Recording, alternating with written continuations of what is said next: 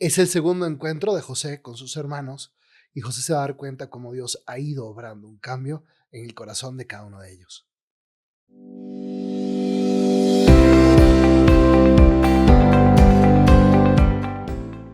¿Qué tal? Soy el padre Rafael Pacanins y bienvenidos apóstoles a este nuevo episodio de Génesis en Cuaresma, ¿no? Estamos tratando de desentrañar todos estos libros, estos capítulos del Génesis. Esperemos que en el futuro podamos hacer otros libros para que nos vaya ayudando a responder. El Génesis responde a preguntas muy fundamentales de nosotros como humanos, como católicos, como bautizados, como hijos de Dios y como apóstoles que tenemos la misión de ir y hacer discípulos a todas las naciones.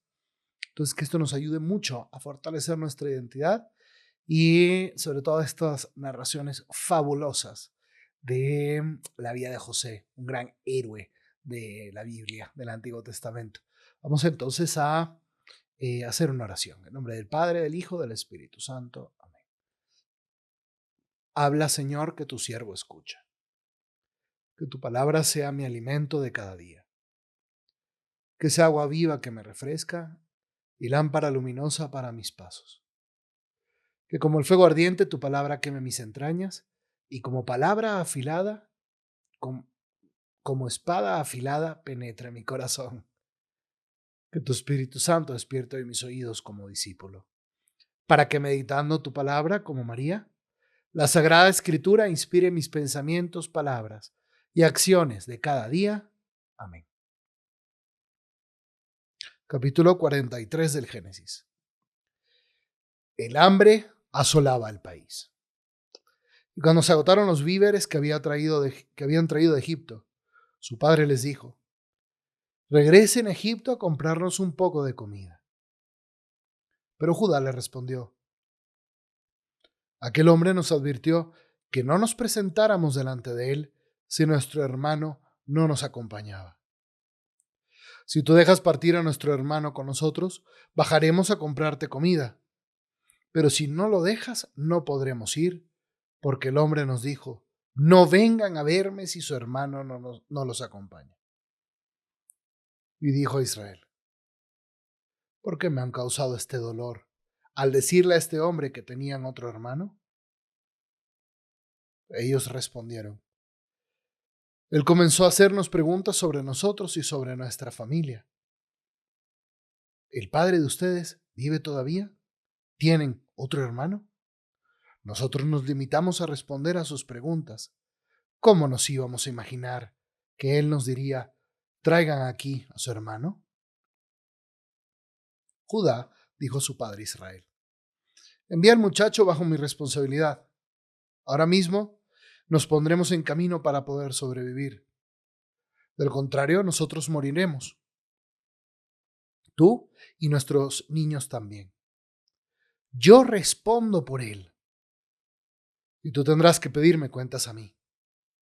Si no te lo traigo y lo pongo delante de tus ojos, seré culpable ante ti todo el resto de mi vida. Ya estaríamos de vuelta 2 veces si no nos hubiéramos entretenido tanto. Ya que tiene que ser así, continuó diciendo Israel, hagan lo siguiente: pongan en sus equipajes los mejores productos del país y regalen a aquel hombre un poco de bálsamo y un poco de miel, goma tragacanto, mirra, nueces y almendras. Tomen además una doble cantidad de dinero, porque ustedes tendrán que restituir la suma que les pusieron en la bolsa. Tal vez se trate de una equivocación. Lleven también a su hermano y vuelvan cuanto antes a ver a ese hombre.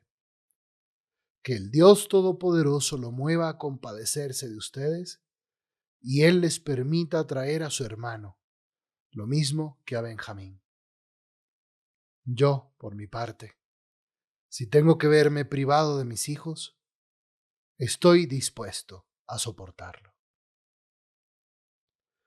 Ellos recogieron los regalos, tomaron una doble cantidad de dinero y bajaron a Egipto llevándose a Benjamín. Enseguida fueron a presentarse delante de José, y cuando éste vio que venían con Benjamín, dijo a su mayordomo: lleva a estos hombres a casa, mata un animal y prepáralo, porque hoy, al mediodía comerán conmigo.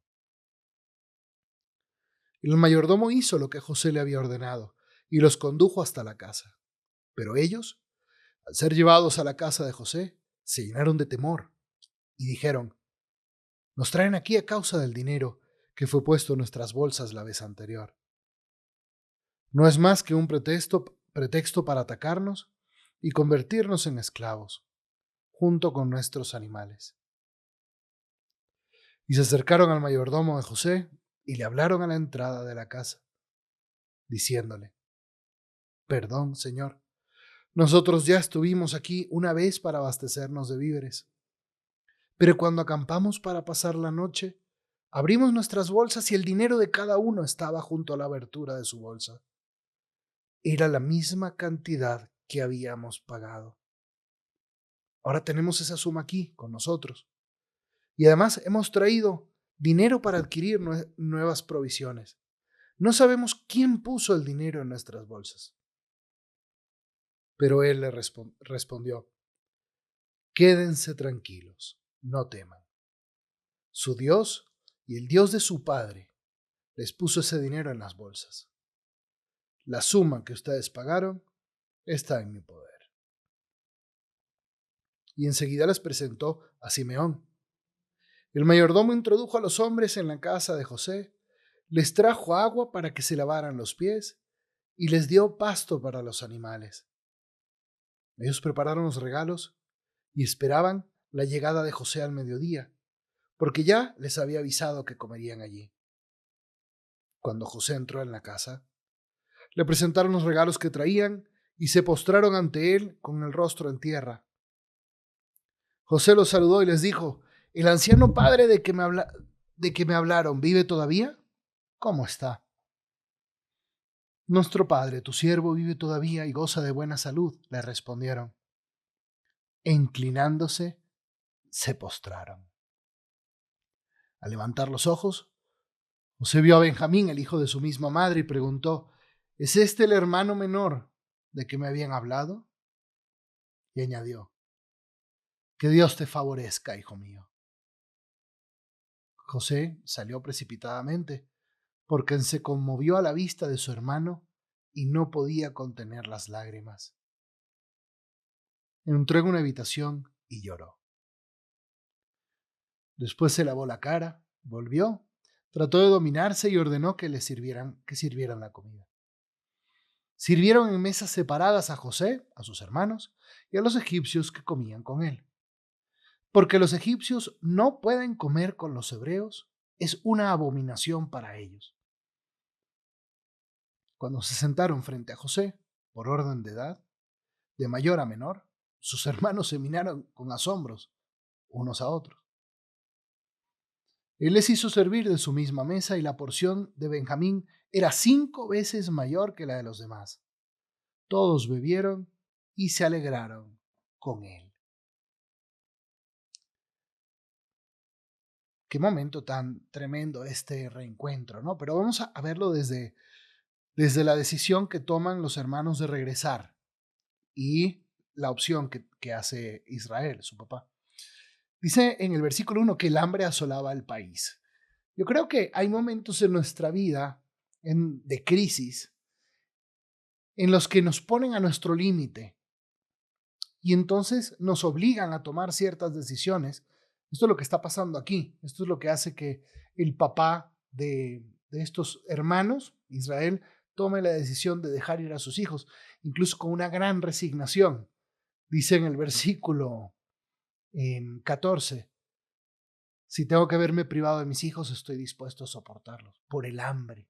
Hay momentos de carencias enormes en tu vida. Probablemente ahorita estés pasando por alguna carencia grande que te está llevando a lo esencial. Para Israel, para ese papá era, pues si no comemos, nos morimos, mis hijos y yo, todos. Entonces, ¿qué más nos queda? Pero entonces, cuando están en esa situación, Judá toma el liderazgo. Y quiero que estemos atentos en este capítulo y en los próximos. ¿Cómo está Dios obrando la conversión de Judá la conversión del corazón de Judá.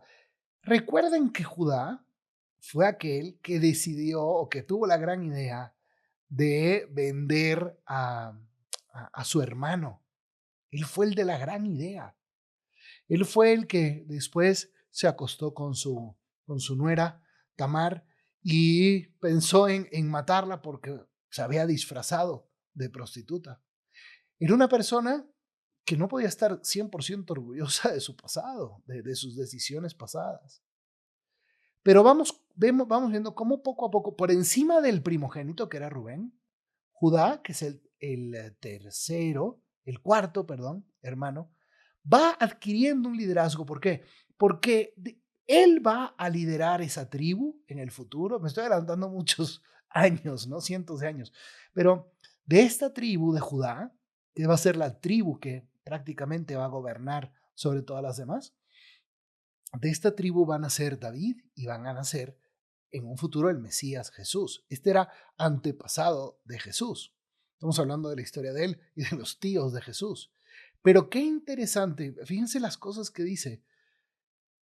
Envía al muchacho bajo mi responsabilidad, versículo 8. Ahí vemos el liderazgo de Judá. Bajo mi responsabilidad.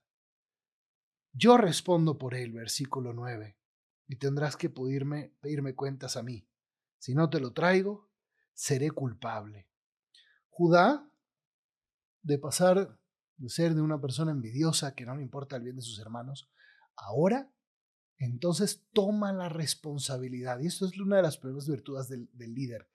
Toma responsabilidad total, responsabilidad incluso extrema de lo que pase. Él es el que le dice, papá, déjanos ir, vamos a hacer esto. Papá, si pasa algo, yo respondo. Estas son virtudes de un líder, de cualquier líder. Y hoy se necesitan muchos líderes católicos que respondan ante los demás y sus decisiones estén basadas no en el egoísmo, sino en el servicio, sacrificado incluso hasta el heroísmo. Entonces, el papá pues no le queda más que permitir que se vayan. Cuando llegan otra vez a Egipto, José los ve y les manda a prepararse para comer ante él, eran sus hermanos, y manda al mayordomo a preparar todo. Y fíjense qué interesante, cuando los hermanos le dicen, oye, encontramos el dinero en nuestras bolsas, es un error, aquí te lo vamos a devolver. Las palabras de esta persona, que no conocemos su nacionalidad, habrá sido un egipcio, habrá sido un esclavo de cualquier otro pueblo. Miran lo que les dice, versículo 23. Quédense tranquilos, no teman, su Dios y el Dios de su papá les puso ese dinero en las bolsas. Probablemente él estaba siguiéndole pues todo el show al faraón, ¿no? Y no quería revelar nada, pero está diciendo una gran verdad. Dios, el Dios de Abraham, el Dios de Isaac, el Dios de Israel, es el que está moviendo todo esto. Entonces se sientan a comer, José le pregunta de su papá y se postran. Este versículo es importantísimo, el 28. Inclinándose, se postraron. Se cumplieron ahí los sueños de José, los sueños que le había puesto Dios en su corazón. Porque Dios nunca deja de cumplir sus promesas.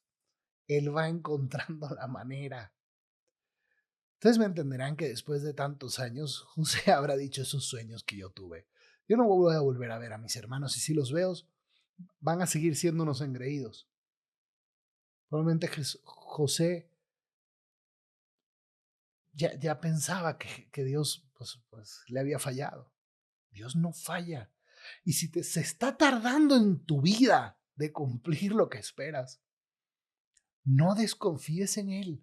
Abre los ojos y trata de entender cómo Dios va obrando su plan. Y probablemente no lo está haciendo de la manera que tú creías que lo iba a hacer. Lo está haciendo a su manera, que sin duda es mucho mejor. Mira qué bonito cómo Josué tiene un corazón grande, se conmueve. Otra virtud del líder. Tiene corazón humano y se conmueve.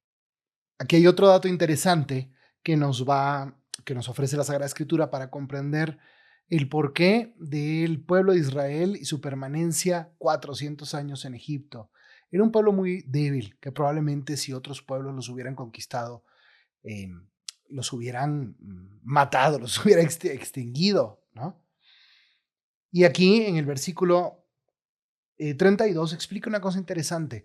José los invita a comer, pero no se sientan con él, porque los egipcios no pueden comer con los hebreos. Es una abominación para ellos. Los egipcios eran un pueblo muy racista, no se mezclaban con los demás pueblos. Y eso era una ventaja. Dios permite que Israel estuviera en el seno de Egipto 400 años, consolidándose como pueblo, sin mezclarse con Egipto, con sus dioses, con sus tradiciones, porque los egipcios no lo permitían. Y eso fue consolidando la identidad del pueblo de Israel, para que después, en el Éxodo, vamos a ver cómo los 40 años que pasan en el desierto se hacen ya el pueblo de Dios y después entran a tierra prometida, todo lo que sabemos que pasa. Pero estos son cosas, ¿no? Datos que uno cuando se para después a la distancia y ve hacia atrás, dice, ok, ya entiendo. Por último, José lo sienta en orden de edad, de mayor a menor, y se sorprende, dice, ¿y este cómo sabe quién va primero y quién va después? Y José les pone una última prueba a sus hermanos. Él le sirve una porción a Benjamín 5 veces mayor que la de los demás. ¿Recuerdan que los hermanos tuvieron envidia de José por esa túnica de mangas largas, una túnica multicolor? Porque ellos decían, hay favoritismos aquí. José quería ver cómo estaba el corazón de sus hermanos. ¿Seguían con envidias? Y para su sorpresa dice en el versículo 34, todos bebieron y se alegraron con él. Se alegraron con su hermano que había recibido 5 veces más. Ya eran distintos. El sufrimiento, probablemente incluso el hambre, los estaba cambiando. Necesitamos creer que nosotros podemos cambiar. Necesitamos de verdad pedirle a Dios la gracia de convertirnos, de que nuestros hermanos se conviertan, de nosotros ser mejores para nuestros hermanos. Es posible convertirnos, es posible cambiar. Vamos a hacer una oración.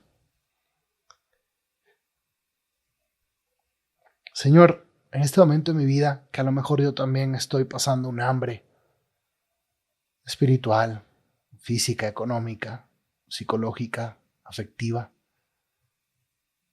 permíteme entender esta hambre de empleo, de estudio, de relaciones. Permíteme entender qué está pasando esta hambre, qué está haciendo esta hambre en mi vida. Permíteme descubrir cuál es tu plan, tu designio purificador en medio de mi prueba. Déjame entender que tú vas guiando mi vida. Permíteme conmoverme también del sufrimiento de mis hermanos. Permíteme también darles otra oportunidad, sabiendo que tú, Señor, haces que nuestra vida sea siempre mejor. Amén.